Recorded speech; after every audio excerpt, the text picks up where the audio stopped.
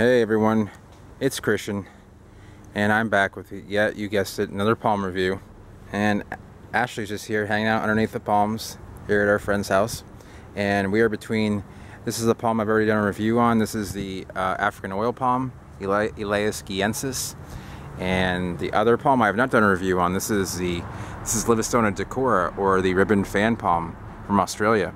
Now you'll kind of see it has a little bit of a curve here, and that's probably due to the fact that it's planted on a slant, and it probably has been reaching out towards the sun. Naturally, these plants do grow straight up, but they will also grow towards the sun. So if this was once in shade and then reached for the sun, it will make that curve, just like most palms will. So I recently did a review on Livistona australis, and australis and decora are very closely related. In fact, when younger, they can often be a little bit harder to tell apart. But the easiest way to tell them apart is if you can see the split in these leaflets here. It has a very split leaf base, where australis does not split. It splits more like a palmetto. The divisions are very deep, almost all the way to the petiole.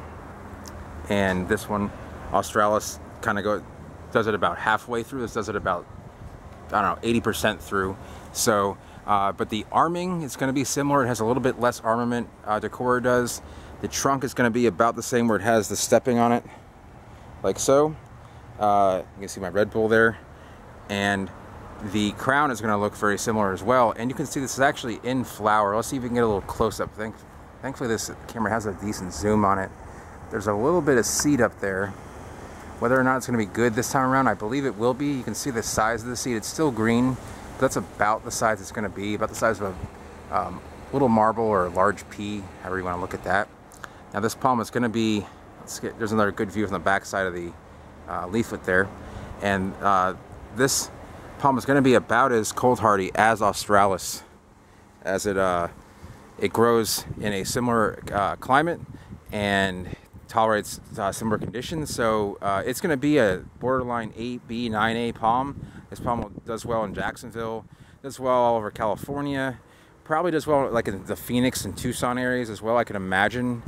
Maybe a little bit borderline in Tucson, but definitely can handle a lot of the, maybe Houston. Houston's another good place for this palm, Houston and South. New Orleans, I've seen this in New Orleans. Sorry, my pronunciation, New Orleans. I've seen it in New Orleans growing just as tall as this, so it will tolerate that climate. It will tolerate the humid climates as well as the dry ones. It will just grow faster in the humid and wet ones because of the more moisture that's available.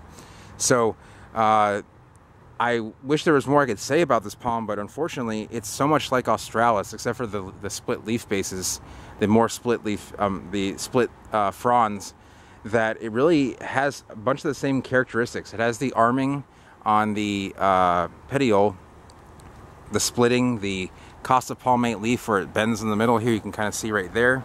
Let's get a little zoom into that. You can see that there. The seeds are going to be about the same size. The trunk has this, it'll do this often where it'll keep the bottom of the trunk will kind of keep some of its, the base of the petioles there. They do not split, as you can see. They're entire, although these are kind of rotted. A lot of Livistona will do that. They'll keep the kind of like the first couple feet of their petiole bases.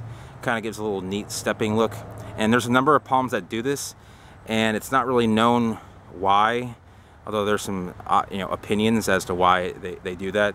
So and it really has a trunk that is similar. I mean, this trunk looks a lot like a palmetto trunk, except for it does have a little bit of an indentation here where the leaf bases are, or petiole bases were for that matter. And that's going to be about it. I'm going to give this palm, I believe I gave the australis a 7.5 out of 10. I'm going to go ahead and give the decora. It's also known as Livistona decipiens, meaning drooping. I believe decipiens means drooping in Latin.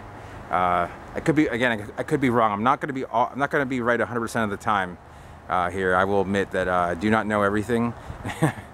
But if I can remember from Latin properly, that would mean, I believe decipiens is a gerundive meaning drooping. So it has all the cold hardiness, the landscaping capacities that are good for not only here in Florida but other areas, and ease of growth, speed of growth. With it doesn't have the broad leaflets or very colorful, trunk or petiole or new emerging leaflet. So you know, it doesn't score high in those categories, but regardless, it's still a great plant, still a great palm, easy to grow. If you're growing a potted collection, this is definitely one to add.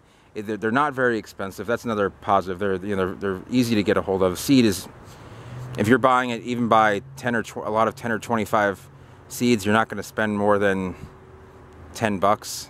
You know, if you're buying a wholesale lot, you're going to spend 10 cents a seed, maybe 15 cents a seed, and they're all going to come up too. You're not going to have to worry about whether the seed got bad, you know, was bad in delivery or shipment, for that matter.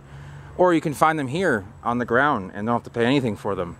So with that said, I will leave you here with this palm, and as it's getting a little bit darker here in the evening, and hope you guys have a good weekend, and I will see you next time.